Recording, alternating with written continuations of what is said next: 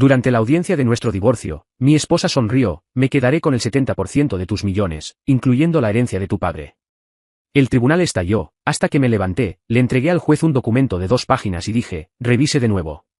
El juez simplemente miró a mi esposa y cayó en una carcajada porque ella era. Antes de continuar, te invito a suscribirte aquí en el canal y dejar tu me gusta en el botón del pulgar arriba. Esto me ayuda muchísimo. Y dime, ¿desde dónde estás escuchando mi historia? ¿Qué hora es en tu país? Estaré muy agradecido de saberlo. Me quedaré con el 70% de tus millones, incluyendo la herencia de tu padre. Maya pronunció estas palabras con una sonrisa que podría cortar el viento, justo allí en la sala del tribunal, abarrotada de abogados y público. Ella pensó que había acorralado a Ethan. Pensó que 3 años de matrimonio le darían derecho a todo lo que mi padre y yo construimos a lo largo de décadas. Me senté en silencio en la mesa del acusado, mientras su abogado hojeaba los papeles con la confianza de un hombre que creía estar a punto de recibir el mayor pago de su carrera. Maya llevaba ese vestido azul marino que guardaba para ocasiones importantes, el mismo que compró con mi tarjeta de crédito 6 meses antes. Su cabello rubio estaba recogido en un moño ajustado, y seguía mirando al público, donde algunos de sus amigos habían ido a presenciar lo que ella llamaba mi vuelta de la victoria. Sucede que había sentido que algo andaba mal durante meses. Maya comenzó a hacer más preguntas sobre mis finanzas. No eran las preguntas casuales como ¿cómo te fue en el trabajo?, sino preguntas específicas sobre los valores de las propiedades y las cuentas de inversión. Quería saber sobre el testamento de mi padre cuando falleció hace 2 años. Me presionaba para saber si todo estaba debidamente documentado. Cuando heredé la propiedad de $3.880.000, de repente se interesó mucho en nuestro estado legal como pareja. Su comportamiento también cambió de otras maneras. Dejó de fingir que le importaba la empresa, rara vez preguntaba por mi día y pasaba la mayoría de las noches en su teléfono, enviando mensajes a personas que no conocía. Cuando le preguntaba con quién hablaba, se ponía a la defensiva y decía que solo eran amigos. Las cuentas de la tarjeta de crédito seguían creciendo cada mes, llenas de compras en tiendas de las que nunca había oído hablar y en restaurantes en los que nunca había estado. Pero lo que realmente me molestó fue cómo empezó a hablar con otras personas sobre nuestro matrimonio. El mes pasado, la oí en una cena diciéndole a alguien que finalmente iba a conseguir lo que merecía. Cuando le pregunté sobre eso más tarde, se rió y dijo que estaba hablando de un ascenso en el trabajo. El problema era que Maya no había trabajado en 18 meses. El juez Carter ordenó silencio en la sala, y el abogado de Maya comenzó su declaración inicial sobre bienes conyugales y distribución justa. Maya asintió con la cabeza como si ya estuviera gastando el dinero. Me seguía lanzando miradas que decían que me creía demasiado débil para contraatacar, demasiado ingenuo para haberme protegido. Lo que ella no sabía era que yo había aprendido algo importante de mi padre antes de que muriera. La confianza es algo que se gana, pero la protección legal se construye. Y a veces, las personas más cercanas a ti son de las que más necesitas protegerte. Conocí a Maya hace 4 años en una conferencia de negocios en Tucson. Ella trabajaba en marketing para una empresa de tecnología y tenía una forma de hacerte sentir la persona más interesante de la sala. Era inteligente, hermosa y parecía genuinamente impresionada con lo que mi padre y yo habíamos construido en la empresa de equipos de construcción. Comenzamos con 2 excavadoras y un sueño, hace 30 años. Y cuando conocí a Maya, ya éramos la operación de alquiler de equipos más grande del suroeste. Maya se mudó a mi casa 6 meses después. Era considerada, solidaria y parecía entender las largas horas que venían con la gestión de un negocio familiar. Cuando mi padre enfermó, estuvo presente en cada visita al hospital y en cada noche de insomnio. Me sostuvo la mano en su funeral y me dijo que me ayudaría a honrar su legado. Pero, mirando hacia atrás, las señales de alerta estaban allí desde el principio. Maya tenía gustos caros que no coincidían con su salario de marketing. Siempre quería comer en los restaurantes más elegantes, comprar ropa en boutiques del centro de la ciudad, hacer viajes de fin de semana a complejos turísticos caros. Cuando le preguntaba sobre sus hábitos de gasto, decía que trabajaba duro y merecía cosas buenas. A mí no me importaba pagar. La amaba y podía permitírmelo. El verdadero cambio ocurrió después de que nos casamos, hace 3 años. Maya dejó su trabajo 6 meses después, diciendo que quería concentrarse en apoyar mi carrera. Ese apoyo implicaba principalmente gastar mi dinero y quejarse cuando trabajaba hasta tarde. Comenzó a hablar sobre nuestros bienes y nuestro futuro de maneras que me incomodaban. Cuando mencioné la posibilidad de mantener algunas finanzas de la empresa separadas, me acusó de no confiar en ella. Mi padre siempre fue protector de la riqueza familiar. Había construido su patrimonio con una cuidadosa planificación y trabajo duro, y me enseñó a ser inteligente con las protecciones legales. Cuando Maya y yo nos comprometimos, él insistió en que hiciéramos un acuerdo prenupcial. No se trata de amor, hijo, me dijo. Se trata de proteger lo que hemos construido para la próxima generación. Maya se resistió al principio, alegando que eso demostraba que no confiaba en ella. Pero el abogado de mi padre, James Evans, le explicó que los acuerdos prenupciales eran una práctica estándar para cualquier persona con bienes significativos. Maya terminó firmando, aunque se quejó todo el tiempo de lo poco romántico que era. Dijo que ni siquiera se molestó en leer el documento completo porque confiaba en mí. El acuerdo prenupcial era completo. Protegía todos los bienes prematrimoniales, herencias y participaciones en la empresa. Maya tendría derecho a la mitad de cualquier bien que adquiriéramos juntos durante el matrimonio. Pero todo lo que yo había construido antes de conocerla, y todo lo que heredé de mi padre, seguiría siendo mío. Pensé que el acuerdo prenupcial era solo una formalidad, algo para que mi padre se sintiera mejor con respecto al matrimonio de su hijo. Nunca imaginé que realmente lo necesitaría. Pero, a medida que las verdaderas intenciones de Maya se hicieron claras el año pasado, me di cuenta de que mi padre había sido más sabio de lo que le había dado crédito. El momento en que todo se hizo evidente fue hace 3 semanas. Llegué a casa temprano de un sitio de construcción y encontré a Maya en el teléfono, en mi oficina en casa, mirando documentos financieros esparcidos por mi escritorio. Estaba leyendo números de los papeles de la herencia de mi padre a quien estuviera al otro lado de la línea. Sí, $3.880.000 en propiedades e inversiones, estaba diciendo. Además, la empresa está valorada en alrededor de 6 millones. Te lo digo, esto va a ser enorme. Cuando me vio parado en la puerta, su rostro palideció. Rápidamente colgó el teléfono y comenzó a juntar los papeles. Oh, hola, cariño. Solo estaba organizando algunos documentos para ti. ¿Con quién hablabas? Con nadie importante, solo mi hermana. Pero la hermana de Maya vivía en otra ciudad y nunca llamaba. Y yo nunca le había dado permiso a Maya para husmear en los documentos de la herencia. Esos papeles estaban bajo llave en la caja fuerte de mi oficina, lo que significaba que de alguna manera había conseguido la combinación. No dije nada ese día, solo asentí y me fui. Pero algo dentro de mí se sintió frío y claro.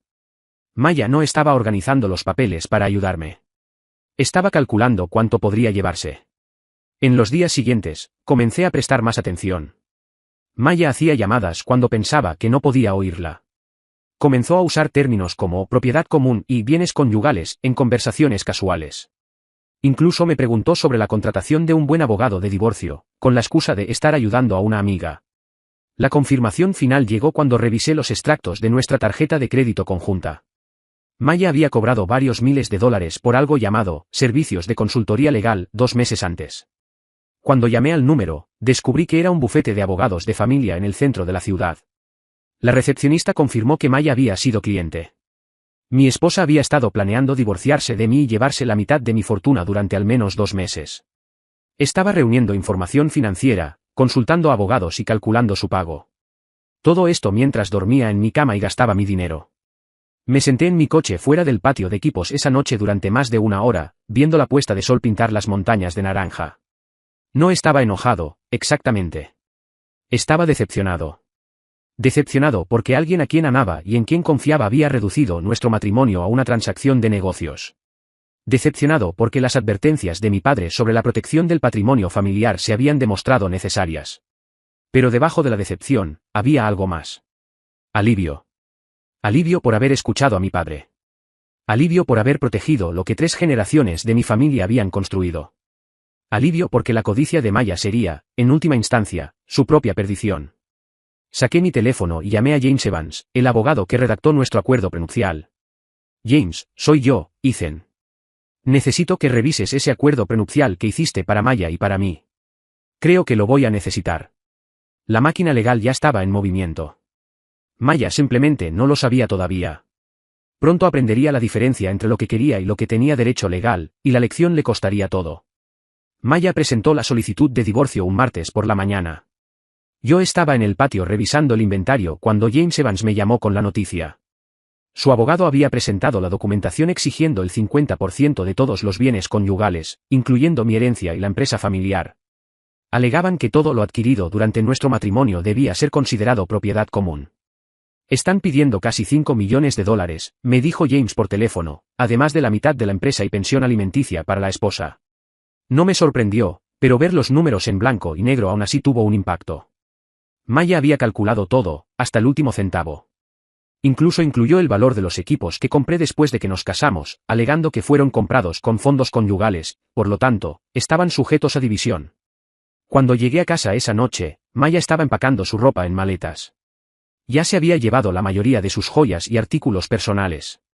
La casa se sentía vacía, como si alguien le hubiera succionado todo el calor. Supongo que recibiste los papeles, dijo sin levantar la vista de su ropa de diseñador. Los recibí. Genial. Entonces sabes que esto no tiene por qué ser feo, Ethan. Dame lo que me corresponde y podemos seguir con nuestras vidas. La forma en que dijo corresponde hizo que mi mandíbula se apretara, como si el trabajo de toda la vida de mi padre fuera algo que ella merecía solo por dormir en mi cama durante 3 años. Dejemos que los abogados averigüen lo que te corresponde, dije. Maya finalmente me miró, y su expresión era de puro cálculo. Puedes luchar contra esto si quieres, pero mi abogado dice que tengo un caso excelente. 3 años de matrimonio, estado de propiedad común, bienes significativos adquiridos durante el matrimonio. La matemática es bastante simple. Estaba tratando de intimidarme, de hacerme pensar que luchar sería costoso e inútil. Su abogado probablemente le había dicho que la mayoría de los hombres en mi situación llegarían a un acuerdo en lugar de pasar por una larga batalla judicial. Eso es lo que te dijo tu abogado cuando le pagaste $3,000 hace 2 meses. Las manos de Maya dejaron de moverse. Estaba doblando un suéter azul y ahora solo se quedó allí sosteniéndolo. No sé de qué estás hablando. Servicios de consultoría legal cargados a nuestra cuenta conjunta en julio. ¿Pensaste que no me daría cuenta? Por primera vez desde que la conocí, Maya pareció genuinamente afectada. Estaba explorando mis opciones. Cualquier mujer inteligente haría lo mismo. Cualquier mujer inteligente también leería su acuerdo prenupcial antes de contratar a un abogado. El rostro de Maya palideció. ¿Qué acuerdo prenupcial? Casi me río. Casi. El que firmaste hace 3 años. El que el abogado de mi padre redactó. El que dijiste que no te molestaste en leer porque confiabas en mí. Ese. Ethan, no puedes estar hablando en serio. Ya nadie cumple esos acuerdos. Son solo tácticas de intimidación. Pero pude ver la duda infiltrándose en sus ojos. Empezaba a recordar haberse sentado en la oficina de James Evans firmando papeles mientras se quejaba de lo poco romántico que era todo el proceso. Empezaba a preguntarse qué decían exactamente esos papeles. Veremos qué piensa el juez, dije. Maya se fue esa noche, y no volví a saber de ella hasta la fecha del juicio. Pero a través de James, descubrí que su abogado había solicitado copias de todos nuestros documentos prenupciales. Aparentemente, Maya realmente no se había quedado con una copia para ella. Había firmado un acuerdo legalmente vinculante que afectaba a millones de dólares y luego lo había olvidado por completo. Lo gracioso era que Maya podría haber evitado todo esto si hubiera sido honesta conmigo. Si se hubiera acercado a mí y me hubiera dicho que quería el divorcio, podríamos haber resuelto la situación en silencio.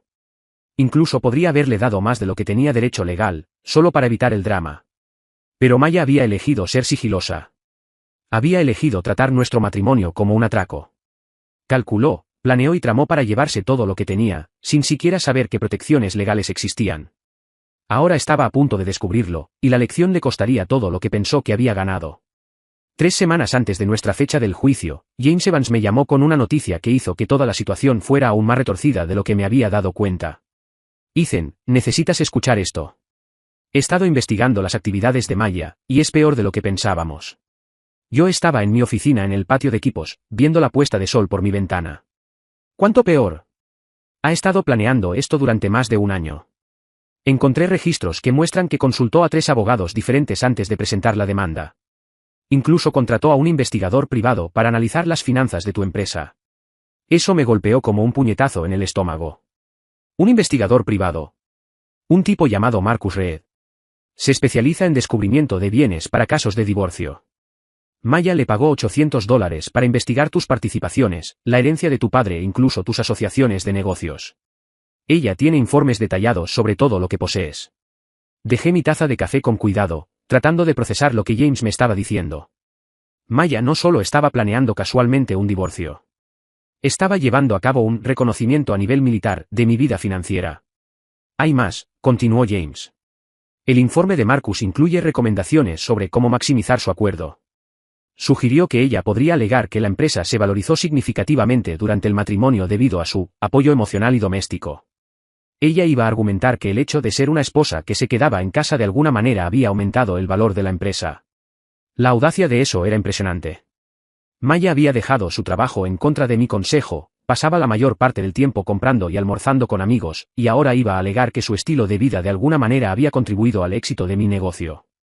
¿Encontró algo que pudiera perjudicarnos?, pregunté. Esa es la parte hermosa. La investigación de Marcus en realidad ayuda a nuestro caso. Él documentó que todos tus principales bienes fueron adquiridos antes del matrimonio o a través de herencia. El informe de él mismo prueba que Maya no tiene derecho legal a la mayoría de tu patrimonio. Me reí, pero no fue un sonido feliz. Entonces, ella pagó $800 por un informe que destruye su propio caso. Esencialmente, sí. Pero aquí está lo que realmente me impresiona, Ethan. Descubrí quién la refirió a Marcus. ¿Quién? Tu vecino, David Foster. Resulta que él pasó por un desagradable divorcio hace 3 años y contrató a Marcus para su caso. Maya había estado hablando con David sobre estrategias de divorcio durante meses. David Foster vivía a 2 casas de la mía. Le había prestado mi remolque 2 veces cuando estaba moviendo muebles. Su esposa lo dejó y se llevó la mitad de su negocio de construcción. Sentía pena por el chico, incluso lo invité a cenar un par de veces, cuando Maya sugirió que parecía solo. David la estaba aconsejando, continuó James. Según las notas de Marcus, David le dijo a Maya que necesitaba documentar todo, construir un caso para mostrar por qué merecía más que el estándar del 50%. Le dijo que los jueces son comprensivos con las esposas que sacrificaron sus carreras por sus maridos. La traición era más profunda que el plan de Maya. David se había sentado en mi mesa de cena, comido mi comida, aceptado mi ayuda y luego se había dado la vuelta y aconsejado a mi esposa sobre cómo destruirme financieramente. Compartió su estrategia de divorcio con ella, la refirió a su investigador privado, probablemente incluso la ayudó a encontrar a su abogada. Hay una cosa más, dijo James con calma. El informe de Marcus incluye un perfil psicológico. Maya le dijo que eras emocionalmente débil y que probablemente llegarías a un acuerdo en lugar de luchar. Dijo que eras demasiado bueno para enfrentar una batalla legal de verdad. Miré al patio de equipos, observando a uno de mis conductores enganchar una excavadora a un remolque. 3 generaciones de mi familia habían construido esta empresa con trabajo duro y cuidadosa planificación. Y Maya pensó que yo era demasiado débil para protegerla. James, dije, quiero que prepares la defensa más completa que hayas escrito. Quiero que Maya entienda exactamente cuán equivocada estaba sobre mí. Con gusto, Ethan. Esto va a ser divertido. En la semana anterior a nuestra fecha del juicio, puse mi plan en acción. James Evans había reunido todo lo que necesitábamos para destruir el caso de Maya, pero yo quería asegurarme de que la lección fuera memorable. Primero, hice que el informe de investigación de Marcus fuera oficialmente insertado como prueba. Como Maya lo había contratado, todo lo que él descubrió era juego limpio para nuestra defensa. La ironía era perfecta. Su expedición de pesca de $800 se había convertido en mi prueba irrefutable. Este es un trabajo hermoso, dijo James mientras revisábamos los documentos en su oficina. El informe de Marcus prueba que Maya estaba planeando un ataque financiero premeditado. A ningún juez le gusta ver este tipo de cálculo en un caso de divorcio. Pero el informe de Marcus era solo el comienzo. También le había pedido a James que obtuviera los registros financieros de Maya de los últimos 2 años. Lo que encontramos fue un patrón de gastos cada vez más imprudentes que comenzó poco después de la muerte de mi padre y la herencia que recibí. Maya había cargado más de $60,000 a nuestras tarjetas de crédito conjuntas en los últimos 18 meses. Ropa de diseñador, joyas caras, viajes de fin de semana con amigos a lugares como Scottsdale y San Diego. Incluso reservó un viaje de 10 días a cabo que me había dicho que era un viaje de chicas, pero en realidad lo cargó a la cuenta de mi empresa. Ella estaba tratando tu herencia como su fondo personal de compras, observó James. Y ahora quiere reclamar la mitad legalmente. El patrón de gastos contaba una historia clara. Maya no veía la muerte de mi padre como una tragedia, sino como una oportunidad financiera. Inmediatamente comenzó a vivir de manera más extravagante, gastando más, actuando como alguien que ya había ganado la lotería. El dinero de la herencia ni siquiera había sido procesado por completo antes de que ella comenzara a gastarlo. Luego encontré los mensajes de texto. Maya había olvidado eliminar su cuenta de iCloud de nuestra computadora compartida. Cada mensaje que enviaba y recibía en los últimos 6 meses se guardaba automáticamente en mi sistema. Lo que descubrí me heló la sangre. Estaba intercambiando mensajes con David Foster regularmente, compartiendo detalles sobre mi empresa y pidiéndole consejo sobre estrategias de divorcio. Pero, Peor que eso, estaba intercambiando mensajes con su abogada sobre cómo ocultar sus propios gastos al tribunal. ¿Podemos alegar que los cargos de la tarjeta de crédito fueron para gastos del hogar?, le preguntó a su abogada. Argumentaremos que mantener el estilo de vida era esperado en tu círculo social, le respondió ella. Maya y su abogada estaban tramando presentar sus gastos como gastos legítimos del hogar. Iban a alegar que comprar bolsos de diseñador y hacer viajes caros era de alguna manera necesario para mantener nuestro matrimonio. La pieza final de evidencia era casi demasiado perfecta. Maya le había enviado un mensaje de texto a su amiga Diana sobre el caso de divorcio hace solo 3 días. Ethan no tiene idea de lo que se le viene. Siempre ha sido demasiado confiado. Cuando esto termine, nunca tendré que trabajar de nuevo. James se recostó en su silla cuando le mostré los mensajes. Ethan, esto es mala praxis procesal si alguna vez he visto una. La abogada de Maya la estaba instruyendo para ocultar bienes y tergiversar gastos. El Colegio de Abogados del Estado querrá ver esto. Pero a mí no me interesaba destruir a la abogada de Maya. Solo quería justicia. ¿Qué posibilidades hay de que intente llegar a un acuerdo cuando vea lo que tenemos?, pregunté. Ninguna, dijo James con confianza. El ego de Maya no la dejará retroceder ahora. Se ha convencido a sí misma de que merece tu dinero y no aceptará nada menos de lo que cree que se le debe. Bien, dije, porque quiero que lo escuche del juez. Quiero que entienda exactamente lo que firmó hace 3 años y exactamente lo que le costará. La fecha del juicio se fijó para un lunes por la mañana. Maya no tenía idea de lo que le esperaba. La sala del tribunal estaba llena cuando el juez Carter llamó a nuestro caso. Maya se sentó en la mesa del demandante en su vestido azul marino, con la confianza irradiando de cada poro. Su abogada tenía una pila de papeles con esa mirada hambrienta que tienen los abogados cuando huelen un gran pago. Me quedaré con el 70% de tus millones, incluyendo la herencia de tu padre, anunció Maya al tribunal durante la declaración de apertura de su abogada. Claramente había decidido ir más allá de su demanda original, probablemente pensando que yo estaría demasiado intimidado para contraatacar. El público detrás de nosotros murmuró aprobación. Los amigos de Maya habían aparecido para presenciar su gran momento, y lo estaban disfrutando. David Foster también estaba allí, sentado en la última fila con una expresión de suficiencia que me daba ganas de golpearlo. El juez Carter escuchó pacientemente mientras la abogada de Maya explicaba por qué merecía la mayoría de mi patrimonio. Habló de sus sacrificios, su apoyo, su contribución a mi éxito. Pintó un cuadro de una esposa devota que había renunciado a todo por amor y ahora merecía ser recompensada por su devoción. Cuando fue mi turno, me levanté lentamente y caminé hacia el estrado del juez. Llevaba una carpeta que contenía 2 documentos, el acuerdo prenupcial y un resumen del propio informe de investigación de Maya. Su señoría, dije con calma, me gustaría presentar estos documentos para su revisión. El juez Carter tomó la carpeta y la abrió. Sus cejas se levantaron al leer la primera página del acuerdo prenupcial. Luego comenzó a leer el informe de Marcus, y vi cómo su expresión cambiaba de curiosidad a incredulidad y a algo que parecía casi divertido. Maya estaba observando nerviosamente ahora. Seguía mirando a su abogada, quien claramente se preguntaba qué documentos acababa de entregarle al juez. El juez Carter terminó de leer y me miró. Señor Evans, este informe del investigador privado es preciso. Sí, su señoría. La señora Maya contrató al señor Marcus para investigar mis bienes para el propósito de esta acción de divorcio. El juez miró a Maya, luego a su abogada y de vuelta a los documentos.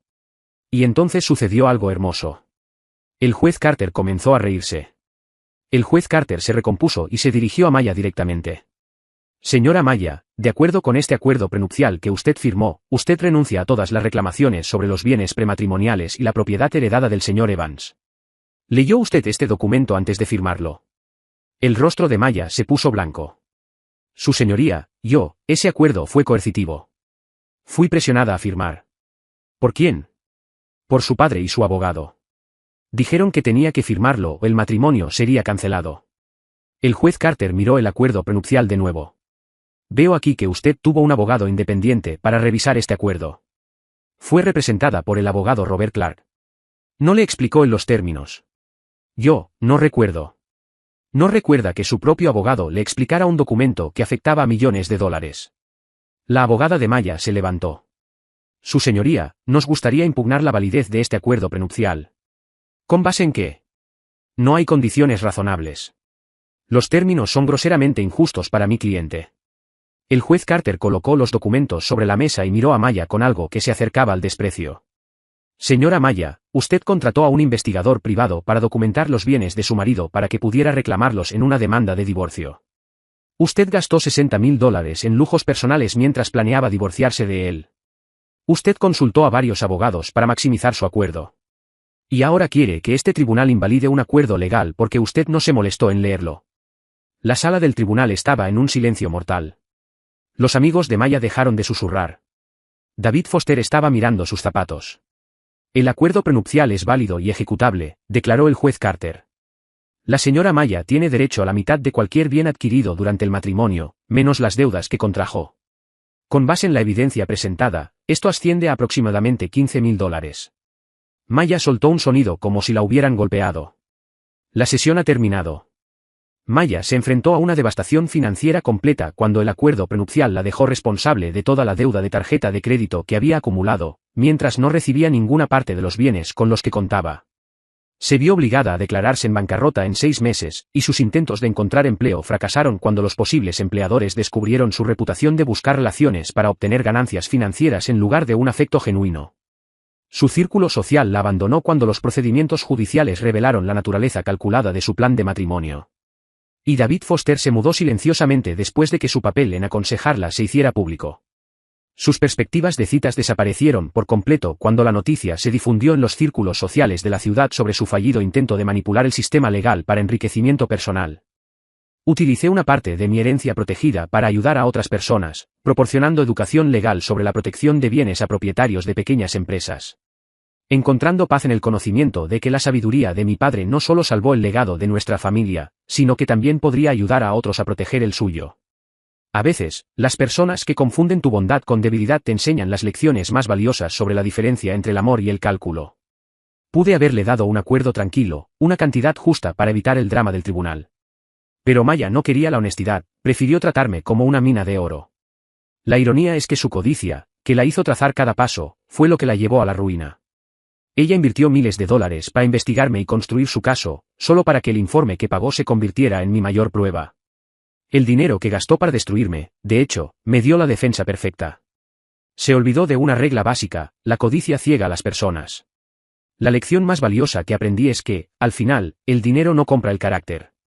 Ella pensó que tenía el control del juego, pero lo único que realmente ganó fue una enorme deuda. ¿Qué harías si estuvieras en mi lugar? Realmente quiero saber tu opinión aquí en los comentarios. Y, si te gustó mi historia, te invito a suscribirte al canal, dejar tu me gusta en el botón del pulgar arriba, esto me ayuda mucho. También compártelo con más personas. Tu participación es muy importante para mí. Cuento contigo, ¿de acuerdo? Te espero en la próxima historia.